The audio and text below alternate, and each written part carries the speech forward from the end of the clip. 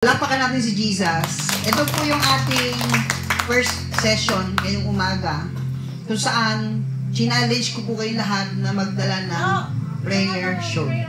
Amen? So, ngayong umaga, maging doon po sa nanonood po sa ating YouTube or Facebook, sundan nyo lang po yung ating pong galaw ng Panginoon ngayong umaga. Sino po naniniwala si Jesus na dito ngayong umaga? Lapakan natin si Jesus. No? Basahin ko lang po yung magkakaroon po tayo ng ascension. Ascension po, ibig sabihin, mag-delay hands po ako mamaya sa inyo. Wag po dumandal sa camera. Yan. Magpe-pray po ako sa inyo mamaya, and we will allow the Holy Spirit na dalhin tayo sa heaven to meet the Lord. Sino po dito gusto ma-meet si Jesus? Ayan. So, hagis mo na lang natin dyan. So, ngayon, mamaya, ipagpe-pray ko po yung mga prayer show ninyo, itong mga mantle. Pagpipray ko po yan mamaya.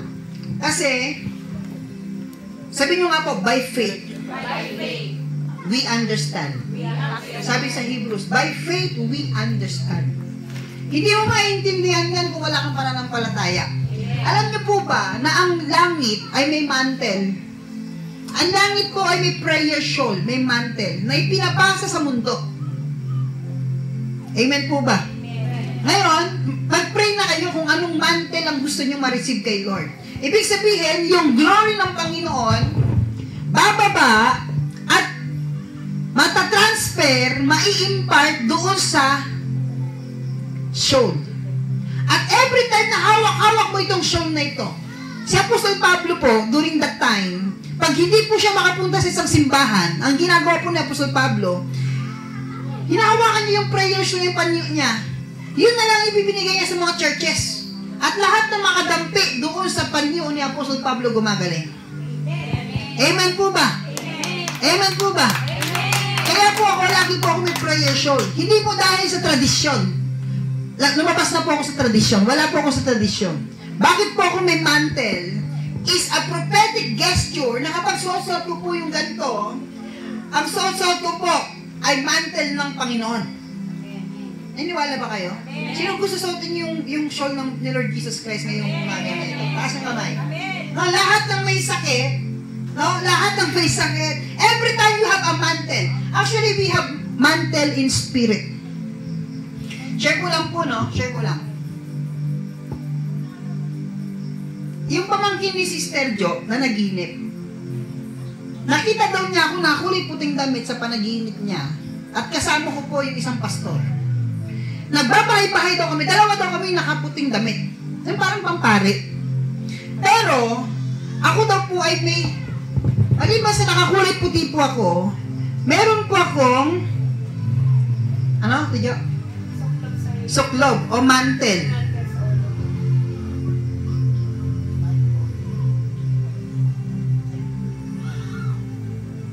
So, sabi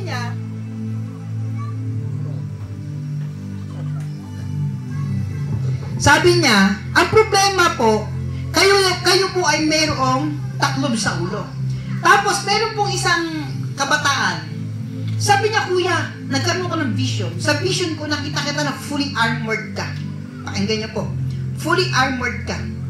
Sabi doon, pero kakaiba yung armor mo. Kasi yung helmet mo nagawa sa ginto, may telang nakasingit na nakaganon. At alam niyo ba ibig sabihin nun? Mamaya, explain ko po sa inyo. Okay? How many of you feel the anointing? Nararamdaman yung anointing?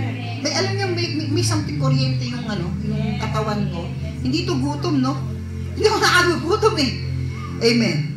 So, ikalawang Hari, chapter 2. Ate, siya yung nakaplay na yan. Dinala si Elias ng karwahing apoy. Dumating ang oras na si Elias ay kailangan ng kunin ni Yahweh sa pamamagitan ng ipo-ipo. Noon ay naglalakad sila ni Eliseo buhat sa Gilgal. Si Elias, si Elijah. Si Eliseo, si Elisha. Sinabi ni Elias, maiwan ka na rito at ako'y pinapupunta ni Yahweh sa Bethel. Ngunit sinabi ni Eliseo, saksi si Yahweh, ang Diyos na buhay. Hanggang buhay ka, hindi ako hihiwalay sa iyo, at magkasama silang pumunta sa Bethel. Sinalubong sila ng mga propeta roon at tinanong nila si Eliseo, alam mo bang ang Panginoon mo'y kukunin na ngayon ni Yahweh? Kita nyo? Ang number 1 na chismosa mga propeta. Alam nila eh. Alam nila ang timeline. Amen. No? Alam ko. Alam niya rin, propeta rin siya eh, si Eliseo. Kaya huwag na kayo mag-ingay, sagot niya. Sinabi ni Elias, iwanan mo na ako, Eliseo, sapagkat pinapupunta ako ni Yahweh sa Jericho. Ngunit sinabi niya, saksi si Yahweh, ang Diyos na buhay hanggang buhay ka, hindi ako hihiwalay sa iyo. Kaya nagpunta silang dalawa sa Jericho. Pagdating doon, si Elias ay nilapitan ng mga pangkatang propetang taga roon at tinanong, alam mo pang ang Panginoon mo'y kukunin na ngayon ni Yahweh? Chismosa pa rin yung mga propeta. Paano nila nalaman na si Eliseo kukunin ng Panginoon?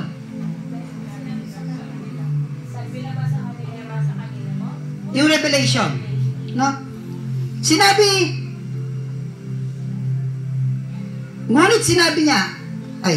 ni Elias kay Eliseo, maiwan ka na rito sapagkat pinapunta ko ni Yahweh sa Jordan.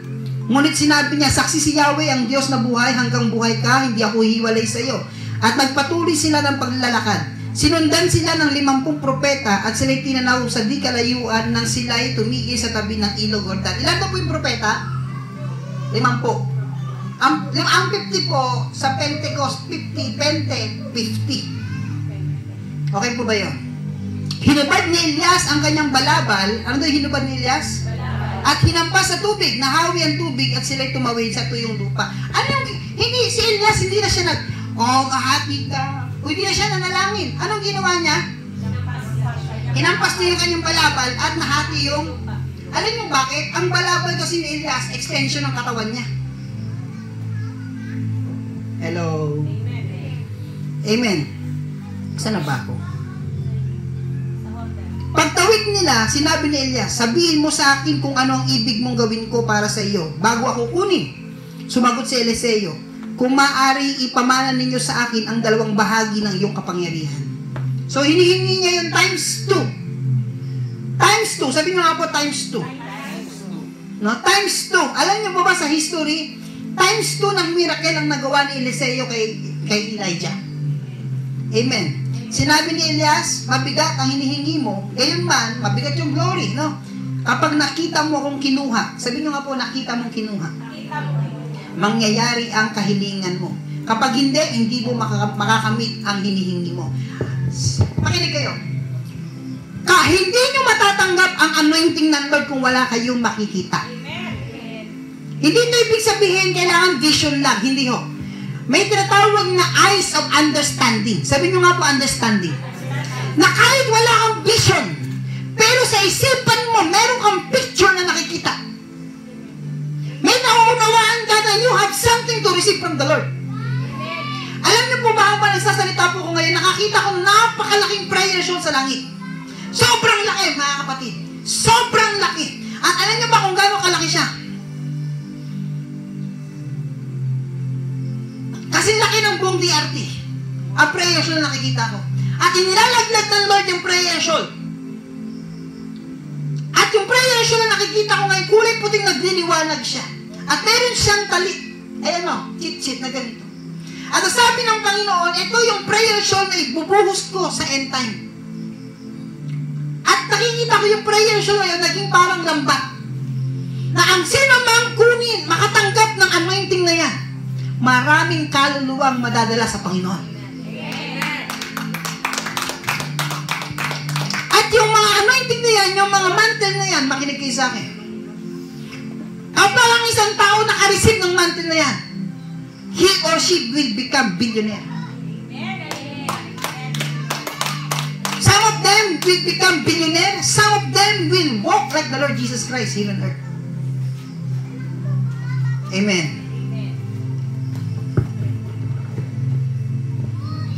So, kailangan may makita tayo. Amen. Kailangan makita natin. Sino gusto kailangan may makita ka? Pag wala kang nakita, wala kang revelation, wala kang matatanggap. Kasi ang anointing ay resulta ng revelation. Ano daw ang anointing? Kahit anong lay hands ni pastor sa'yo, babagsak ka. Pero hindi mo matatanggap. Kasi bumagsak ka, kasi yung nag-lay hands sa'yo may anointing. Kaya ka bumagsak. Pero kapag bumagsak ka, yun ay panahon ng Lord para magbuhos ng anointing. Ang problema, kapag wala kang understanding, wala kang revelation, wala kang faith, hindi sasalin sa'yo yung anointing na hinihingi mo. Hello?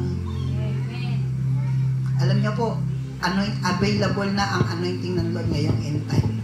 At ang sabi sa akin ng Lord, may dalawang klaseng anointing siya. Gusto niyo marinig kung ano?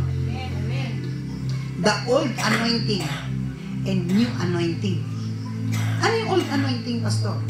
Ito yung anointing na dinala ng mga propeta, mga apostol noong panahon ng Biblia. Ano naman yung mga new anointing, pastor? Ito yung mga new revelations and glory na hindi pa nakikita. Hindi pa nangyari sa Biblia. Pero mangyayari sa panahon natin. Hello? Amen po ba? Now, sabi dito, patuloy silang nag-uusap. Habang naglalakad, walang ano-ano ay pumagitna sa kanila ang isang karuwahing apoy. Sabi niyo nga po, karuwahing apoy. Nahila ng kabayong apoy.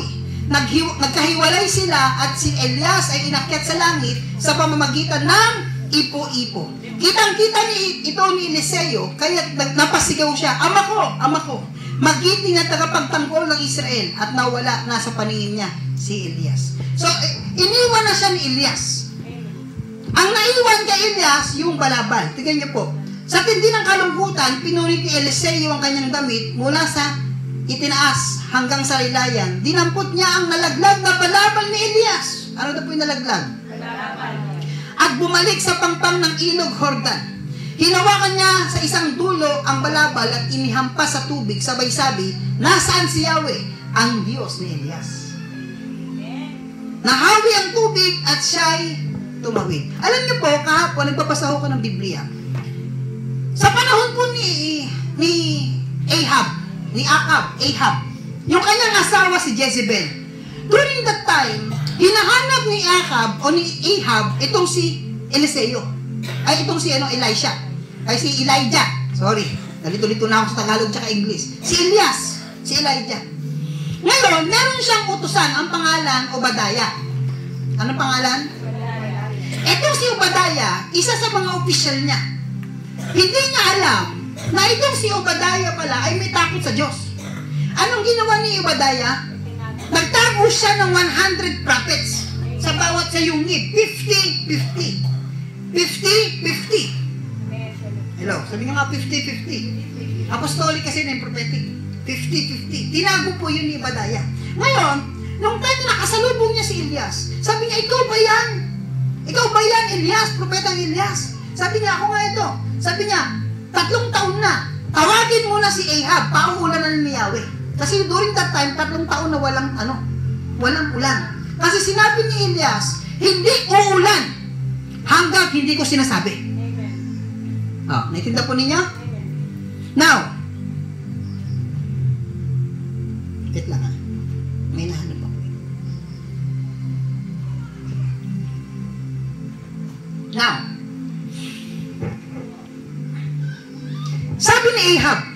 sabi ni Obadiah, propeta, ano po nakasalanan ko? Bakit ginagawa ninyo ito sa akin? Kapag pinuntahan ko si Ahab at dinala ko dito at maabutan niyang wala ka dito at dinala ka ng Espiritu ni Yahweh kung saan at hindi ka mahagilap, papatayin niya ako. Ibig sabihin, sa panahon ni Elijah, alam ng mga tao ng buong Israel na si Elijah natatranslocate. Hello? Hello? Alam niyo po ba yan? Naka-translocate itong si Elijah. Karabashiken dalahan dalabasyan. At alam mo, sabi ng Lord sa akin ngayong oras na ito, ngayong moment na ito, the anointing of Elijah is manifesting sa mga churches ngayong last days. Pero papasok ang fullness nito sa tribulation. Now, Isaiah chapter 22, verse 22. Ano itong mantle na ito? So, si Elijah may mantle din. Tama? Amen. Sa Isaiah chapter 22, sabi dito, masahin ko lang po.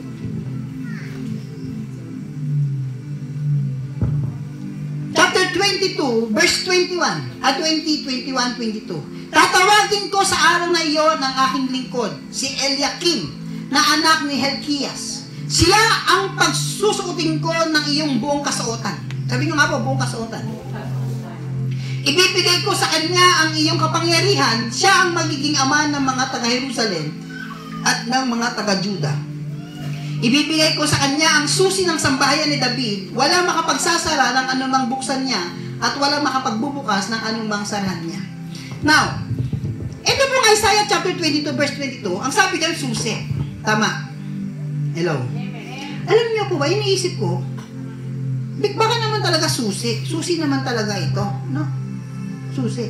Pero pansinin niyo po yung verse. Susuotan kita. Sa verse 21, susuotan kita.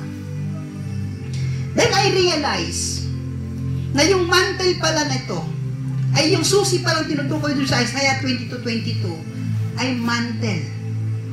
Basahin ko lang po.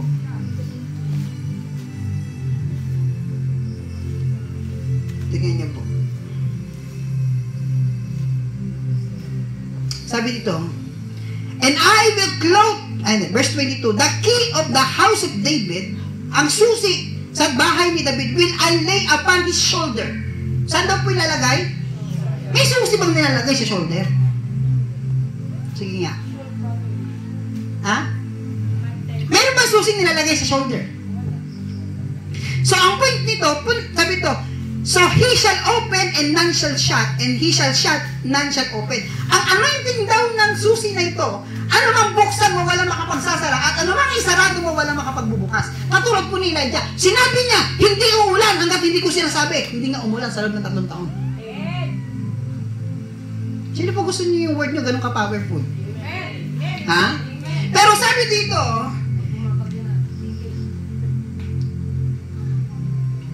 sabi niya, yung ikaw, meron po kasing tao dito eh. Meron po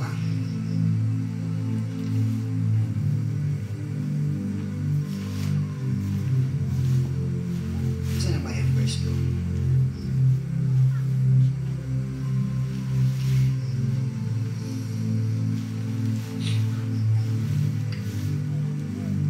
Now, and I will clothe him with robe and strength, with him with girdle, and I will commit the government into his hand, and shall be father to inhabitants of Jerusalem, into the house of Judah.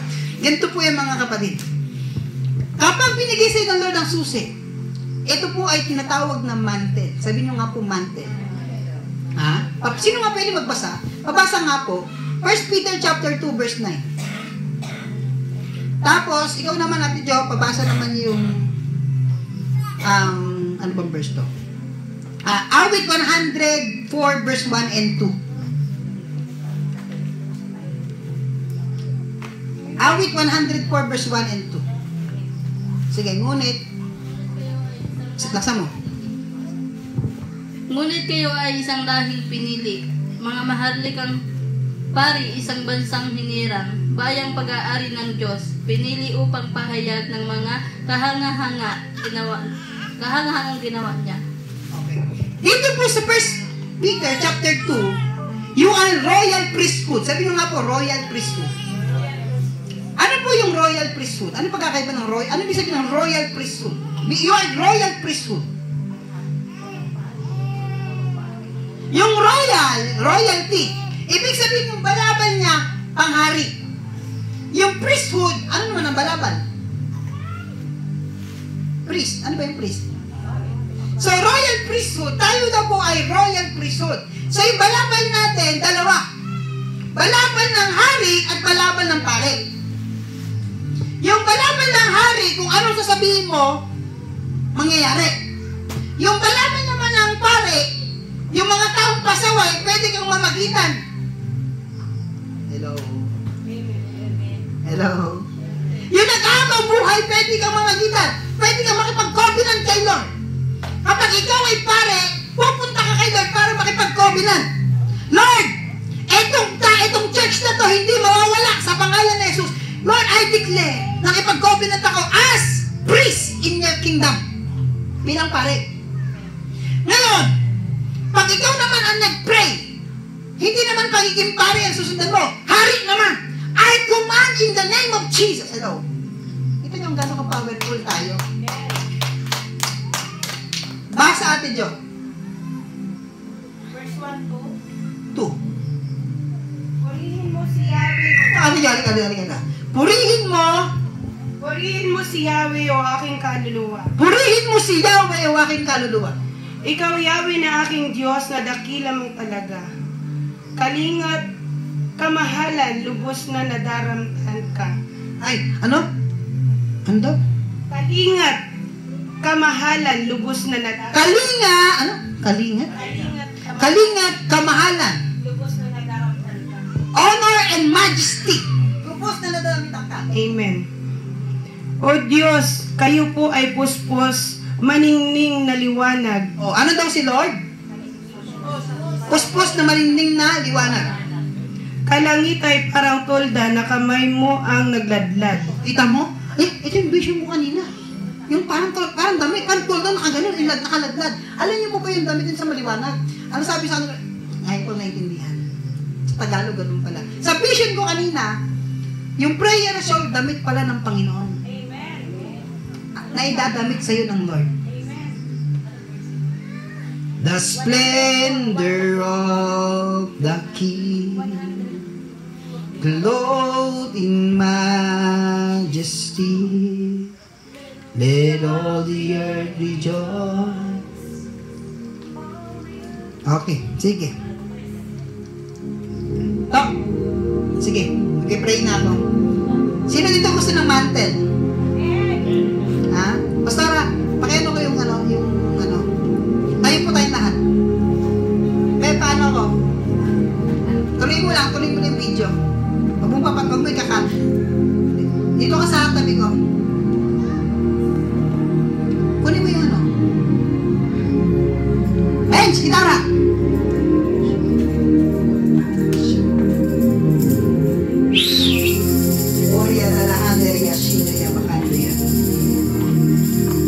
Oh my God, thank you Lord.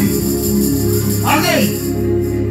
Kaninong anointing gusto mo matanggap ngayong umaga na ito? Ha? Anointing ng business? Kasi yung anointing ni Lord Jesus Christ, yung damit ni Lord Jesus Christ, package yun lahat. Katulad ng balabal ni Joseph na ginawa sa kanya ng kanyang ama, iba't ibang kulay with different colors.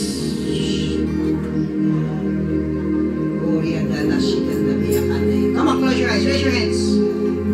What anointing you want to receive from the Lord?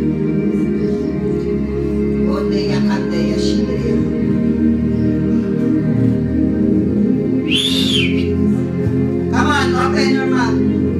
Open your mouth.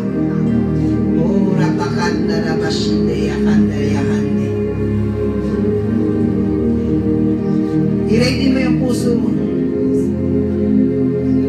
Lord, I want the anointing of your presence. I want, Lord, the anointing, the mantle of glory, mantle of healing. Na lahat na nahawakan mo, Panginoon, magagalingin mo. I want to receive the mantle of Jesus. Lord, yung damit mo, nung ikaw rin nakabango sa cross, kinuha niya ang iyong damit, Lord, ang iyong balawan. Pinagpustahan nila, Panginoon, yung balawan na yan, Lord, na minabak ng kaaway, Panginoon, isuot mo sa amin ngayon, sa pangalan ni Jesus.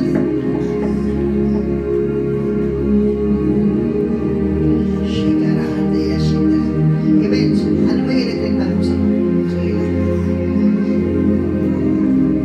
Oriental yung iyan. Pero, okay lang ba ikaw pala mag-ano? Halika. Ano ko? Lapit kayo dito sa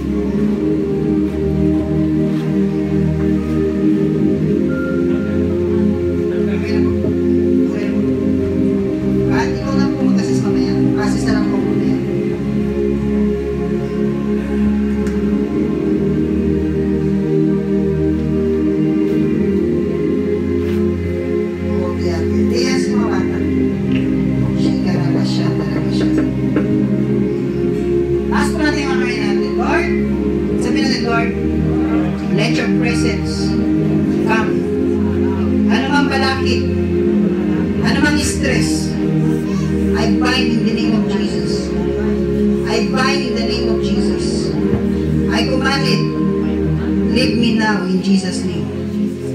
Stress, sickness, depression, lead me now in Jesus' name. Come on, pray in tongues.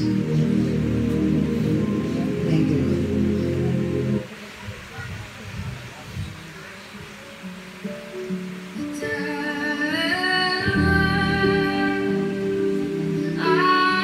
Ngayong umaga po na ito, si Jesus nandito na. Narito na po ang Panginoon.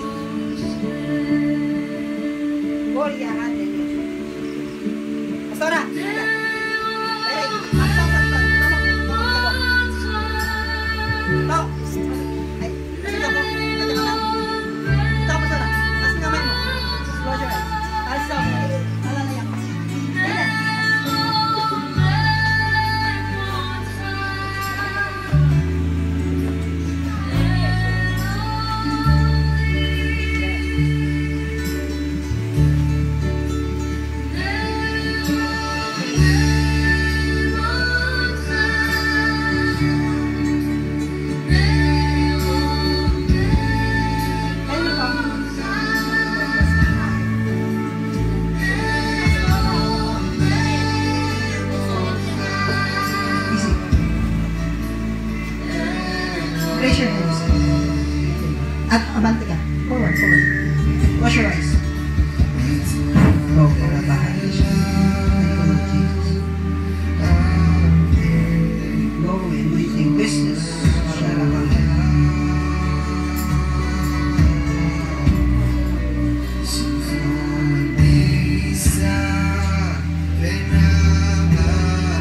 Kayo to.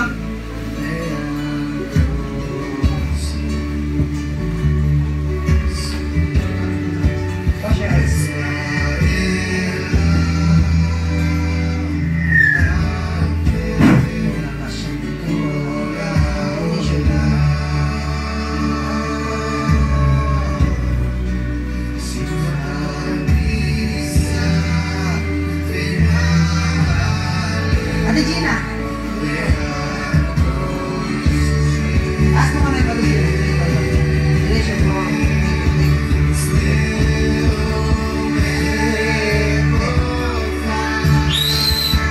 Ma, lapit. Close your eyes.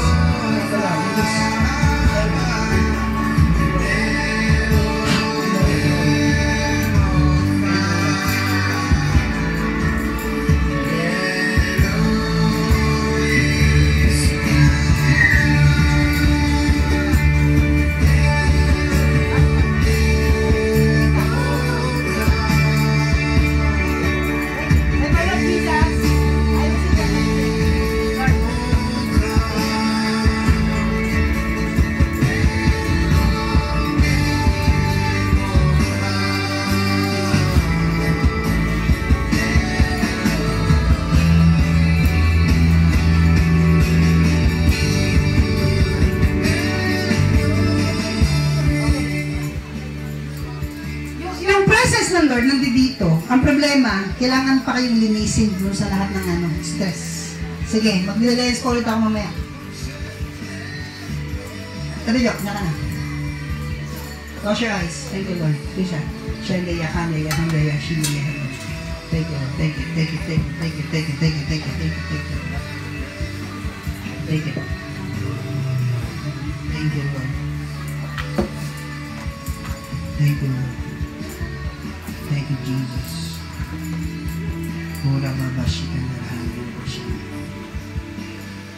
Thank you, Lord. Thank you, Holy Spirit. Praise God, Lord.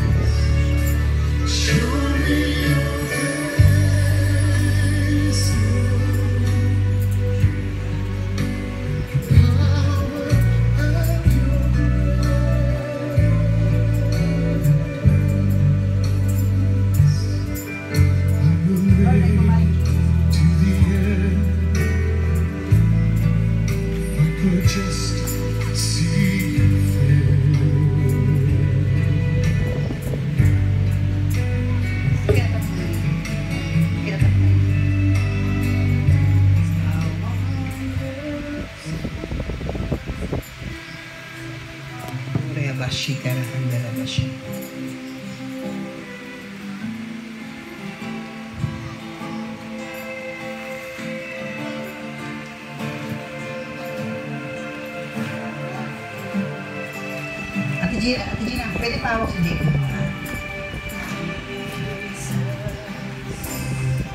Beautiful Savior. Hawak mo na kay Ate Ipe.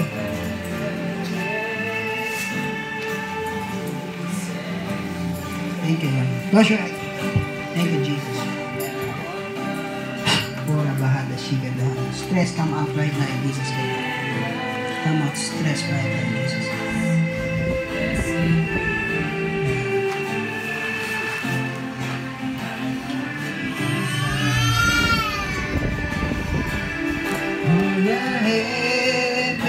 Forward ka, sister. Close your eyes. Take it. Pura pasyente yan. All creation. Kasama to. Bow to worship you. How wonderful. How beautiful. Ate Kari. Every day.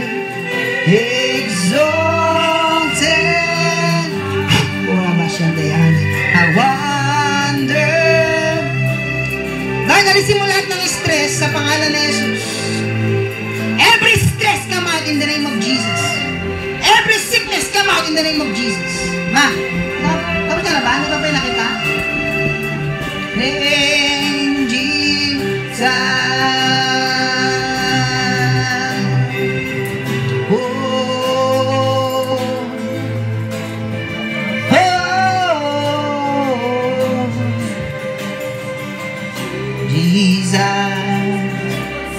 Name above Savior,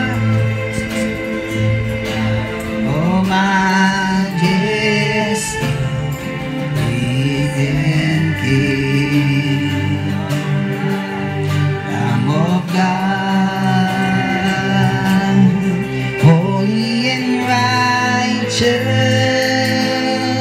blessed Redeemer, thy morning song. All the heavens shout your creations bow to worship you.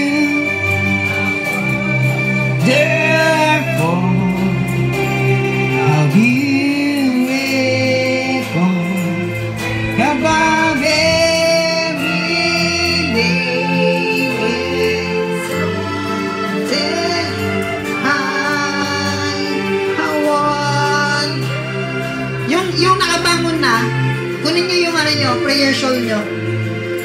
Get your prayer, Sean. Your name above every name, Jesus.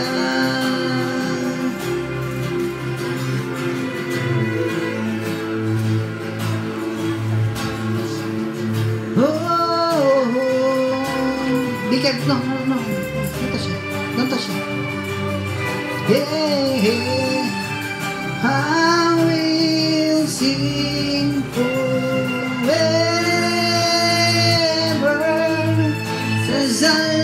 Okay. Ano yung mantle na nakuha, gusto nyong kunin kay Lord? Sige, lapit sa akin dito yung may mantle na. I'll pray for you now. Kanina, yung nililihans ko kayo, ang tagal nyo ma-receive yung anointing. Kasi una, busog kayo. Pangalawa, pagod kayo. Pangatlo, abala ang mga isipan ninyo. Tama hindi? Tama? Hindi kayo makapasok, no? Ngayon, ganito, maganda ng gesture. Ibigay ko yung microphone sa inyo. Anong anointing ang gusto nyo ma-receive kay Lord? And I will pray for you. You will receive it. Sige. Ikaw muna, Gina. Sige ito. Harap ko sa kanila. Lagi ko pong pinagpe-pray ito. Hiningi ko po lagi na anointing of healing. Yun po lagi. And sa business. Ayan.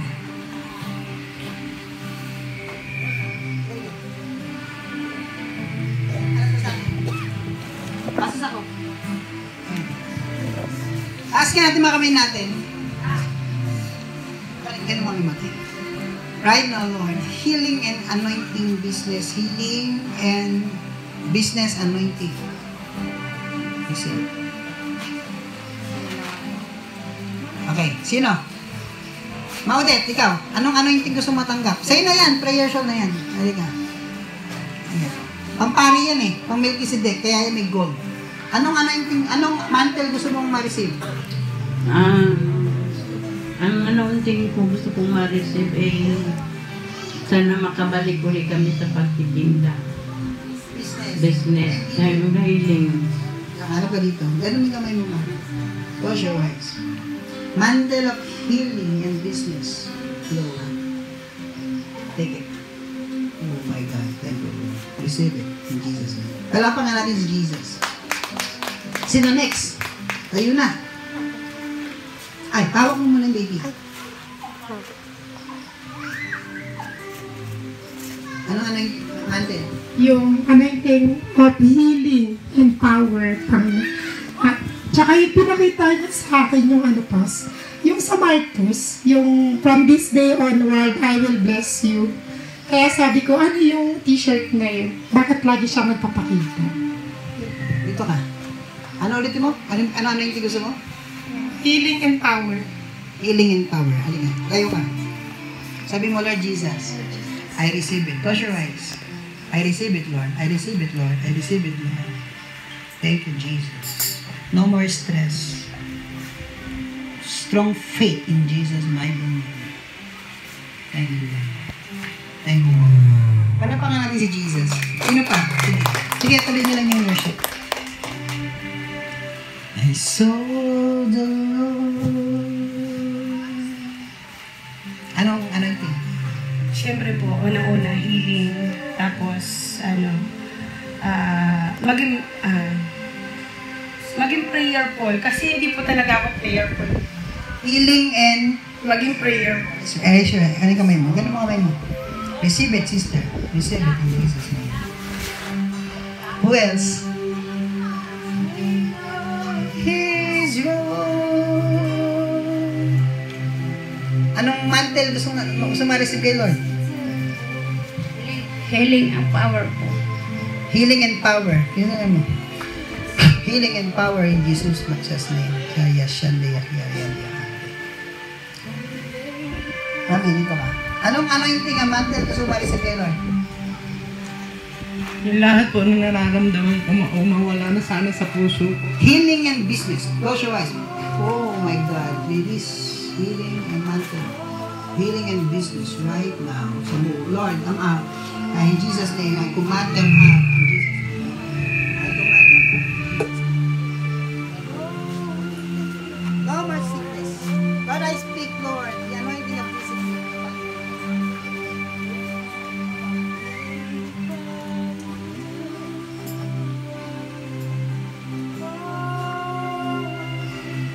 Halika.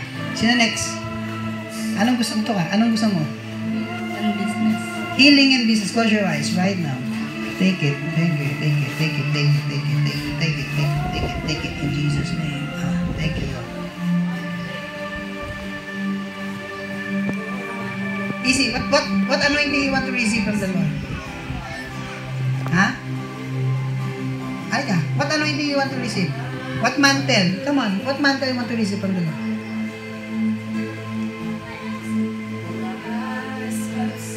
Ha? A business. Halika dito. Close your eyes. Receive business right now in Jesus' mighty name. Thank you, Lord. Okay. Okay. Nalisip mo. Next. Halika rin. Anong mantle gusto mo tanggap? Ito ka.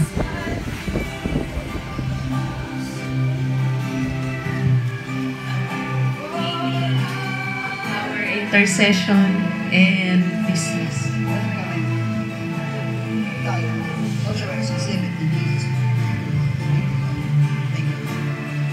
As the angels cry,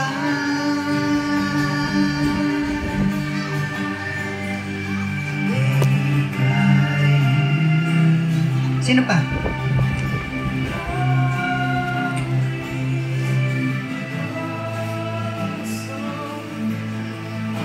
Anong gusto mo matanggap?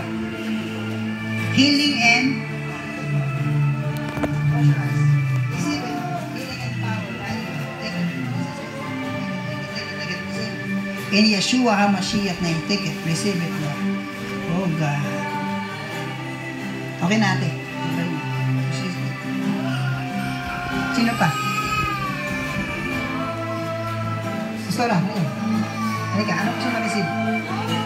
Halika. Halika ba mo? Take it. Thank you, Lord Jesus. Nakapabig ka. Halika, pastora, halika. Sino pa? Pastora, halika. Ano gusto mo? Mantel. Oh my God. Healing and wisdom. Pastora, halika. Halika, pastora. Who else? Tapos na lahat? Kay Ray, hindi ka pa tapos, no? Isa yung prayer sheet mo.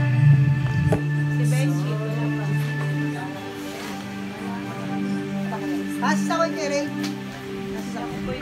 Pero hindi na mababagsak mo kasi hindi ka naman kay Ray. Yan kay Ray. Ano gusto mo kay Ray? Ako pwede kasi pag bumagsak ko. Pag ikaw ka bumagsak ko.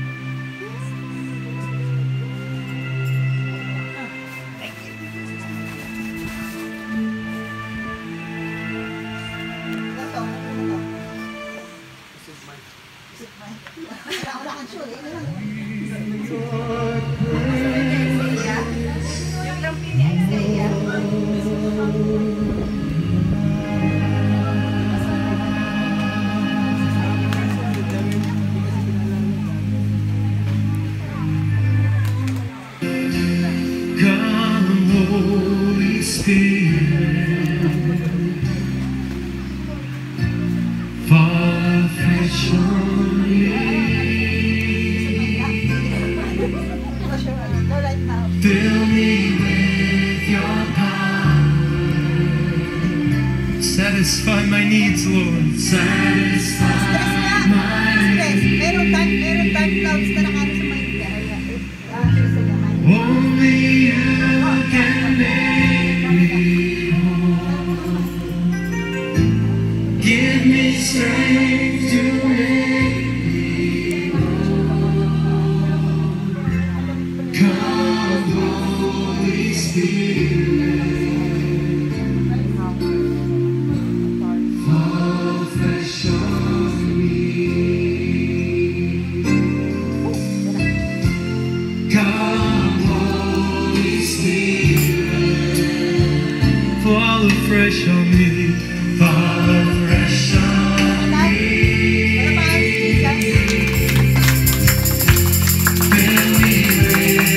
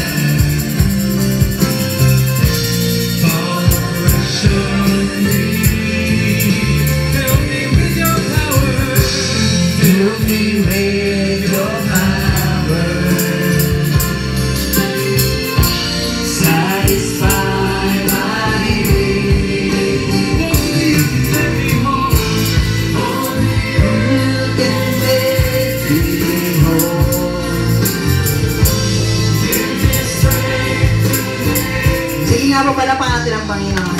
Come on, shout the victory. Shout the victory. Hallelujah! Come on, say hallelujah! Oh, hallelujah! Alam niyo po, yung ang Lord,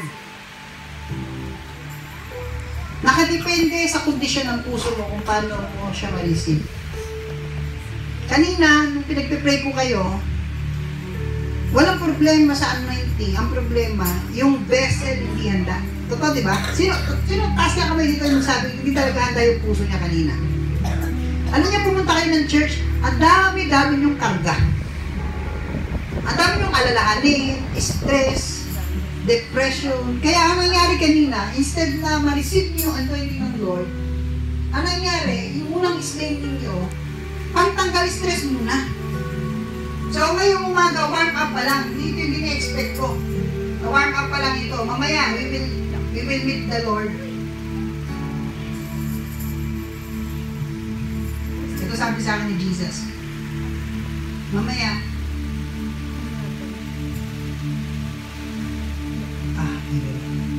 nakita ko ng vision. Sa vision ko nakita ko kayo mga kulit-puti.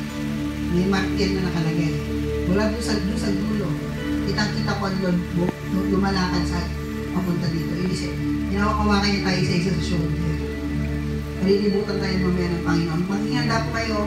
Ang gawain po natin mamaya ay 1:30. Okay lang ba? Meron akong gusto kong sabihin? Challenge? Okay lang? Wala mo nakakain? Tubig lang? Wala mo nakakain? Fasting muna tayo? Okay ba yan? Okay lang? Tapos, start ng gawain natin alas 12. Okay po ba yan? Ngayon, ang gawin natin, asan yung sa ko doon? Balik kayo ng 11:30. 11:30. Magbihista kayo ng martir. Tapos, yung martir na yung suotin ninyo. Okay? Tapos yung mabautismuhan, kaya lang muna suot niya yung mabautismuhan. Sige. Ganito po gawin natin, 11:30.